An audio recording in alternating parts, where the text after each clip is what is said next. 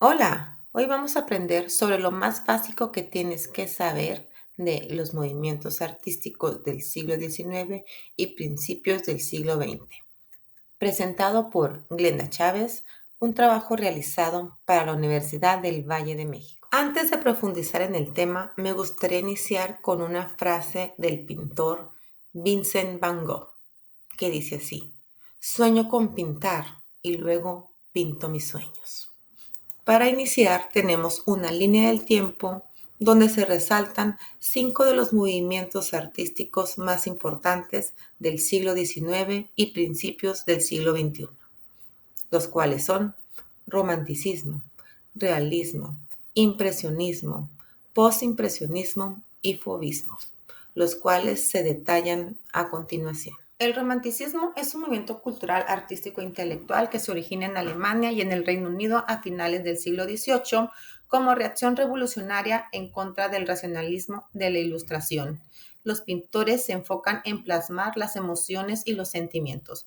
Uno de sus principales exponentes es Francisco Hayez. Por su lado, el romanticismo en México prospera debido al ambiente que prevalecía de inestabilidad política que va de la consumación de la independencia al fin del Segundo Imperio de 1867.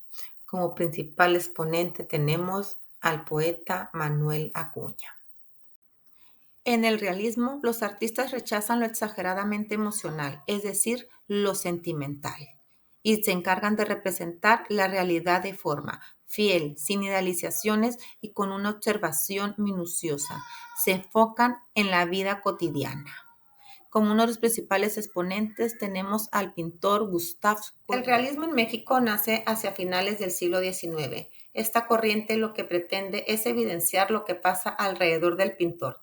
De cierta manera trata de fotografiar, por así decirlo, su entorno, la sociedad, su vida, sus acciones, sus pasiones y excesos. Los dos principales exponentes encontramos a Luis Coto y Saturnino Hernán. Claudette Monet, con su cuadro Impresión, El sol naciente, da inicio al impresionismo. A grandes rasgos, se trata de plasmar la luz y el instante, sin importar demasiado la identidad de aquello que lo proyectaba. Aplicación directa de colores puros en pequeñas pinceladas. El impresionismo en México llega a la nación una vez finalizada la dictadura de Porfirio Díaz y el inicio de la revolución del año 1910. Joaquín Caucel, activista y pintor mexicano que dedicó toda su obra artística al movimiento impresionista.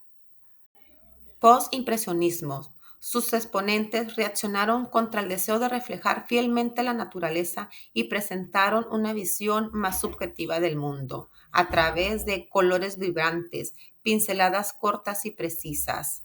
Sus principales exponentes o el principal podemos mencionar a Vincent Van Gogh. El postimpresionismo en México fue una influencia, no un movimiento formal. Este se manifestó en la búsqueda de nuevas formas de expresión, en la utilización de colores vibrantes y la exploración de una realidad más personal. En México vivimos esta corriente artística gracias al artista belga Charles Michel.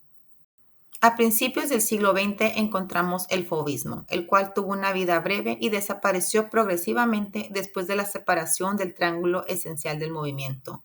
Sus características es la utilización de colores puros y brillantes, trata de expresar el mundo emocional del artista. Entre ellos encontramos a Henry Matisse. El fauvismo no tuvo una influencia directa en México, pero sí dejó algunas marcas en la escena artística del país.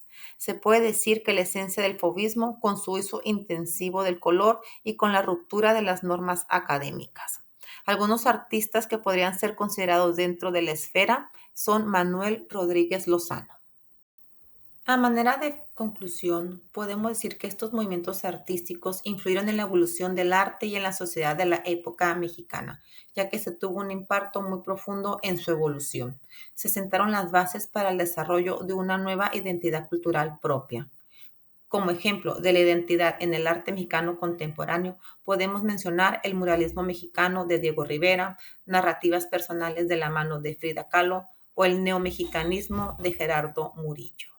De mi parte sería todo. Agradezco su atención.